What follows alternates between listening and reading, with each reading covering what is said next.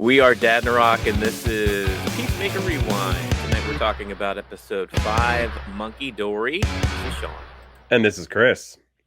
And another Peacemaker episode. Crazy. Yeah, this whole show Crazy. is crazy. It's fun. There's times you're like, oh Jesus, did that just happen? Yeah. It's got you on your toes because every time you think you got something figured out, it just changes on you real quick. Yeah, and these butterflies, are they good? Are they bad?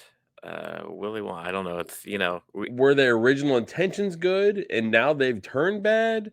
Yeah, It's all of that. we get a couple of answers in these next couple episodes, which is cool. Well, let's start with this here because you always are like, what's the title about? Did you get the monkey Dory? I mean, I assume it has something to do with the gorilla. Yeah. That's where it's got to be. Right? Oh, that and the chimpanzee in the PowerPoint Oh yeah, presentation. because he has super strength. Right, yeah. Oh, I love when Peacemaker was giving him a hard time about his PowerPoint skills. Yeah, that was rough. He was getting on Economist, pretty good, the beginning of this episode, anyway. Yeah. I mean, their relationship took a turn for the better during this Yeah, it episode. was good. Well, the episode opens up with Peacemaker. He looks like he's hungover or something, like, he's not looking very good. He wakes up, he kinda is like just kinda like eyes half closed. I don't know if he looks depressed or what. He's like was he drinking eggs like Yeah, it was Rocky? eggs and hot sauce and salt and pepper. It's kind of Yeah, one of those old school like hangover remedies. right, But I think it was yeah. like a mix between being stoned out of his mind Mm, and being drunk at the same time. So I can imagine what that hangover would wind up looking like. yeah, and Well, it looks Eagly like can that sitting next to an eagle. exactly, yeah, Eagly can tell that he's off too, right? Because he goes and brings him another kill, brings him back another dead animal, just try to cheer him up, Here. which kinda works, he appreciates it. Yeah, he does too. He's like, "No, I'm not Yeah, hungry, man. You can go ahead and have it, but thank you." yeah. So and then we go to Abadeo, who's these couple episodes, her girlfriend, is it her girlfriend or her wife? Wife. Oh, it is her wife, okay. Yeah, it's her wife. Her wife is increasingly worried about her, of Yeah, course. concerned. Like she's in over her head type thing. Yeah, because she's more and more kinda consumed about this job, and she knew her hesitation going into this thing from the get-go, so, I think she's more than aware that this is probably not, being good for her, but Amadeus, she kinda pushes her away a little bit, like, "Hey, I'm just, this job's tough, and I'm kinda stuck in it right now," and, they're definitely they need to talk some things through because there's a kind of a disconnect between those 2 right now. Yeah, they have. It's almost like she's like working. Well, she can't talk about work. She Yeah. can't tell her what's going on. She can't tell her why she's struggling with what she's struggling with.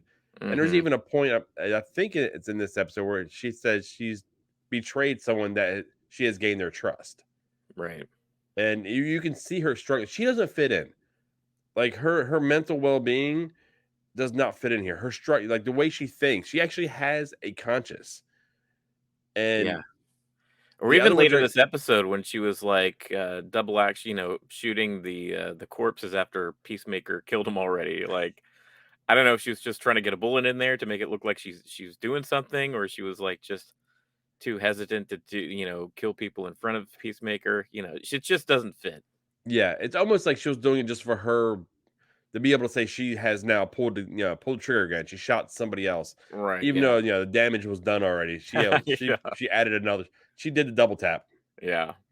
So she leaves the hotel room, and as she does, Waller, her mother, texts her and is like, "Hey, did you plant that diary yet at Peacemaker's trailer?"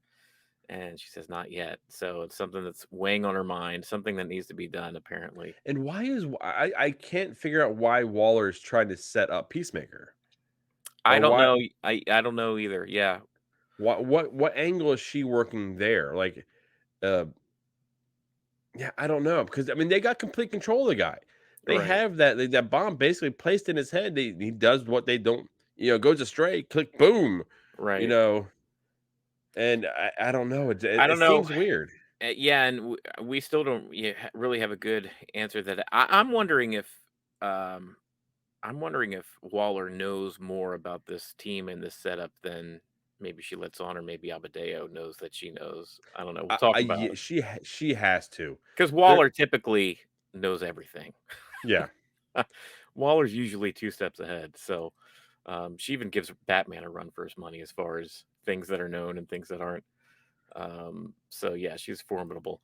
Um, we also see White Dragon, Peacemaker's dad. He's livid. Like he's last episode he was like, "I'm bringing the cops in. I'm telling them Yeah. everything," and we kind of see the continuation of that. He Well, they brings go in the two detectives, right? yeah. The detective Song and I don't know her partner's name, um, but they Yeah, come no, in and I'm not sure what his name is either. His name is irrelevant.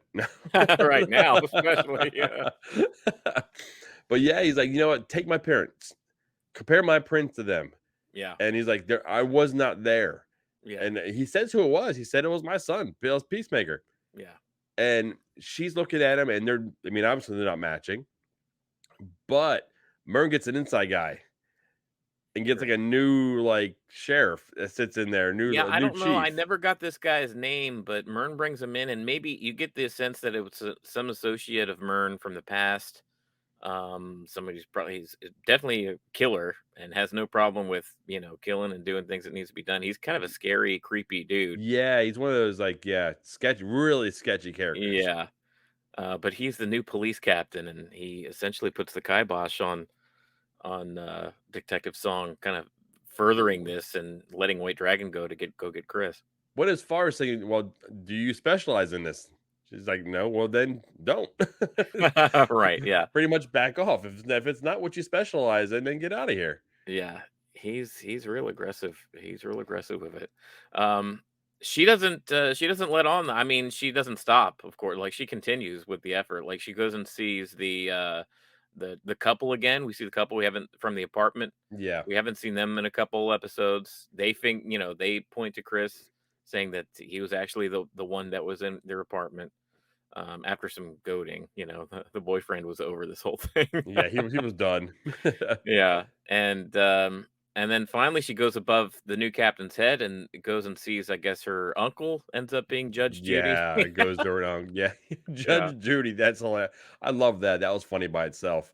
yeah, Judge Judy, her uncle. So she's still on the case. She's not dissuaded, even though this new implanted captain that Mern brought in is involved. Um, but But yeah, while all that's happening though, we got the team and they were going to this like wherever that, those cards were. It was like a factory. yeah, Abadeo found that towards the end of the last episode, and these business cards that were what at the that original girl's house, right? The one that Peacemaker Yeah, found oh at yeah. midnight. And yeah, it leads at some it's a logo for some business that ends up being like this factory warehouse kind of place. Yeah, so the logo on the business card ends up belonging to this business that's like this warehouse factory kind of location where the team is heading to next. I guess just to investigate to see what's up, what's the connection between that one lady and this place, the butterflies in this place, right? Yeah.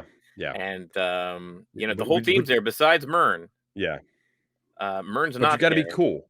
You gotta be cool. When we go in there, we gotta be cool. Oh, yeah, be cool, alright. It Good was so God. funny, he put on his X-ray helmet, and he was just ready to drop some fools immediately. He walked in and boom, boom, Yeah. boom. It's like he wasn't even hesitating. And Yeah, freaking Leoto started freaking out. Like, what the hell's going on? This isn't being cool. yeah, he was like, "Don't I look cool? I'm fine, I'm chill." She was like, well, I don't think she realized, he can see them in Right. their heads like immediately. Yeah, he was able to discern real quick which ones are butterfly and pretty much this whole facility were all butterflies. Yeah, yeah. Everybody there was in on the gig. Yeah, so at some point, you didn't really need to discern and pick out who was and who wasn't. It looks like they were all were. Well, then they had that Um super strength or superhuman, get up or Yeah, and whatever then it is. They that start scream, that jumping. alien scream pointing at each other, kinda like Oh, Invasion of the Body Snatchers, kinda oh, scary it's stuff. creepy as hell. The whole idea is creepy as hell. It is, yeah, these invaders. It turns out it's kinda close to what we originally thought these butterflies might have been, kinda Invasion of the Body Snatchers, aliens kinda thing. Harcourt and Vigilante, they split up from Peacemaker and Abadeo, and Harcourt actually finds just boxes and boxes of this honey, sludgy food that they've been feeding on. Yeah. And she's sneaking around, and one of them spots Harcourt, and they're giving chase. They're giving chase to Harcourt and Vigilante. They get chased into this like server room, and they're like cornered. Well, And then they get thumped. Like something thumps the hell out of you. Yeah, You're and you're like, "What the boom. heck is that? Some kinda monster or something." I did not know. So outside, Peacemaker and Amadeo, he throws it this big ass grenade. It's like missile topper thing. Ends up blowing up like 10 of these guys that were outside the door. Yeah, eat peace. Blows the Just hell like out of him. Well, then you killing have economist back in the van, and all he sees is like a hole just a in plume of the smoke. truck. Yeah, coming out the ceiling of this Oh building. yeah, out the ceiling, yeah, out of the truck. Yeah, But and it's and it was crazy. yeah, it was it was a big explosion. It was enough to open up the door, I guess. So they go in there, and this monster that Harcourt and Vigilante fight, it's a gorilla. That gorilla shows It's up, which Harambe. yeah, It I knew that news report wouldn't be in vain. I knew for some reason they were really was there. They focused on it, yeah. So you yeah, were right on about that. But they're fighting this gorilla, and he's beating the crap out of him. He beat and once again. it Peacemaker said gets kill the smacked. humans, right? Like it talked. So are we to assume that it had a butterfly inside one of Oh its yeah, things on its brain? absolutely. Yeah, that Yeah, was butterfly, brain there because yeah, he was butterfly brain. talking, and then he also had the strength, the extra Right. strength on top of what a gorilla would normally have. God, extra strength gorilla. Like extra strength Tylenol. Jesus. Yeah, so I mean, he's on top of Peacemaker. He's giving him what for, and it looks pretty dire there for a second until we see the chainsaw go through the chest of this Oh my gorilla. God, economist comes out of the back. Well, before they even go in, Vigilante wants to take in the Or chainsaw. right, yeah. He wants to kill someone with a chainsaw, and Yeah. Harcourt's like, no, no, no.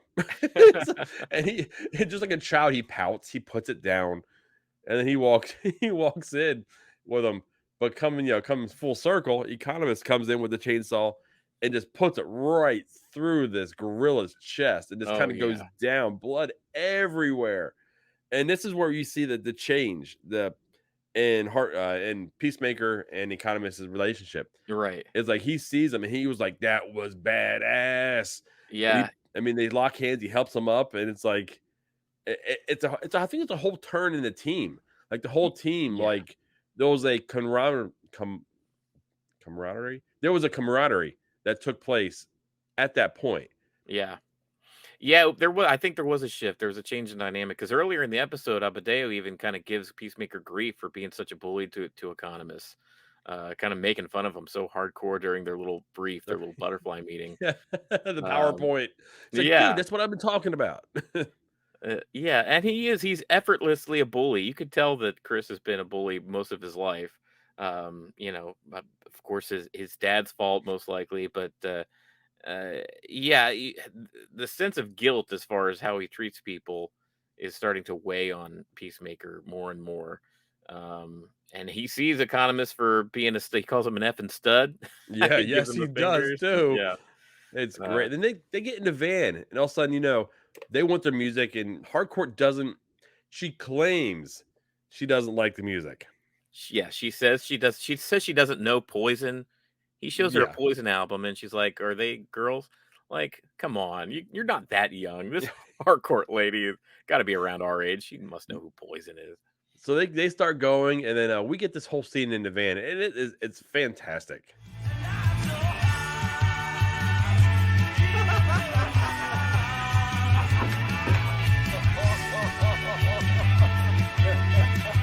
You fucking killed a gorilla with a chainsaw! Who fucking does that? Motherfucker! You do! Maybe next gorilla.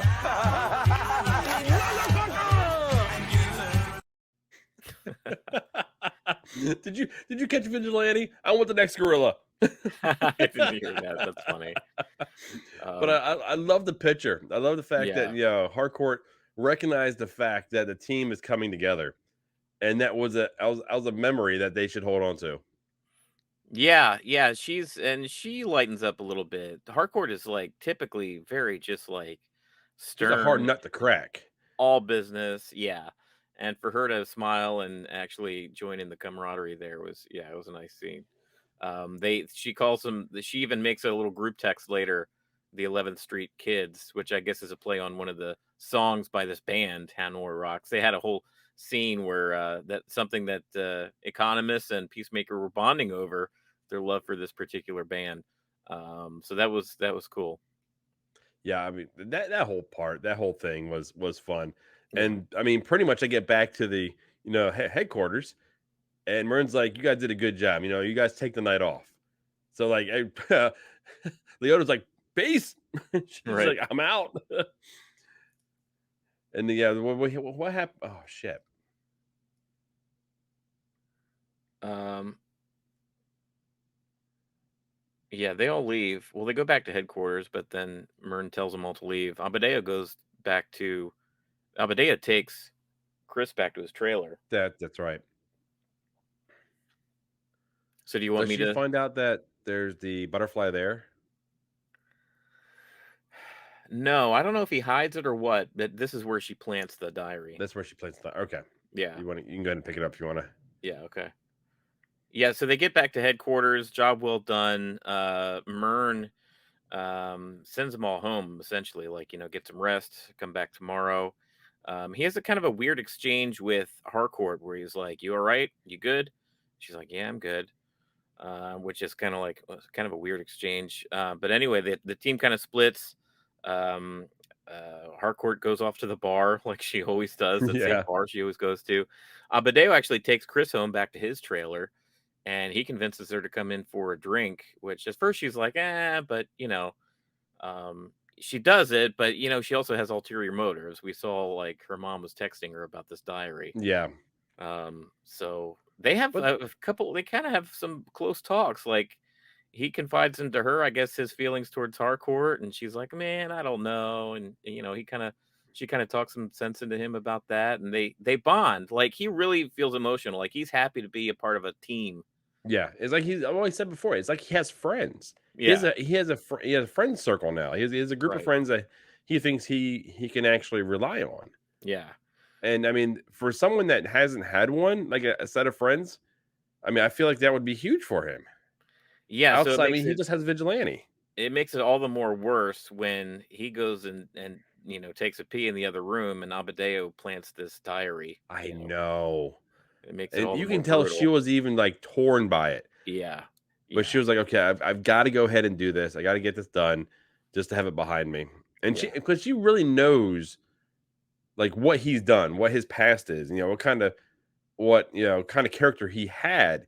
That Right. doesn't mean he can't change. And we're seeing like the development of this character from where we first met him in Suicide Squad Yeah. all the way through now Peacemaker to this point, and you're seeing a growth in his You're rooting character. for him. You're Yeah, like, I kind of like I kind of like the heart of this guy. I want him to better himself. yeah, And it seems like he's on that path, and he keeps being obstructed by the situations around him, and it stinks. But yeah, I so Abadeo, she ends up planning this thing. She leaves. She's feeling guilty. She goes back to headquarters. She couldn't sleep. She finds Peacemaker's helmet, the X-ray helmet. She's just like checking her hands out, she's like, looking at "Oh the guy hell, walking the damn, dog. damn," and then Pretty she impressed looks by it. up Yeah, at Mern, and yeah. then she freaks out, throws the helmet off, she runs. He starts chasing her, And and that's then how the that's where it cuts to episode ends. black, right? Yeah, that's where the episode ends. She's out in the parking lot. He's over her, and it does not look good for her. No, it doesn't. And that's where like I've been watching it with Janessa, my wife, and she's Hmm. like, "Oh, we got to watch that next episode." I'm like, "No, I'm sorry, honey, it's late. We got to go to we got to go to bed." I Yeah, couldn't believe I was the responsible one in that situation, but I she know was like, that's a heck of a cliffhanger, man. we got to go again." So no, we'll get the next one here soon. But Yeah, man, that was nuts. What do you think of this episode as a whole? I think it was good because it was like more story, more team building, and yet there's also deception within the team. So it was like good plot development and the good stinger at the end. Like Mern's secret. We were left with Mern's secret for like one episode Yeah. before. Now something's gotta happen. We're gonna have to figure out what's going on. They have to go ahead and they don't have the ability to like skip time. Like they have to Right. pick up right at that point. Because if they don't, they're leaving too much out for us to be like, what happened? Yeah. What was the confrontation like? So I mean, I hope they go ahead and pick it up at that spot. Yeah, and I think they will. Typically, they have been episode to episode, which is I think one of the perks of this show is that you don't have to worry about time hops or anything. Like, I think we'll pick up right where we left off. Yeah, at least where like the last spot was, the last important spot was. That's when it goes ahead and picks up from there. Yeah. So that's going to do it for episode 5 of Peacemaker Rewind and episode 5 of Peacemaker Monkey Dory. I I'll love just the laugh names when of these shows. between the chimpanzee and the PowerPoint and the gorilla. But yeah, crazy episode. And I'm sure episode 6 will be as crazy. So join us again here back in a few days as we discuss episode 6. Okay, and like before, be sure to share a feeling. See ya.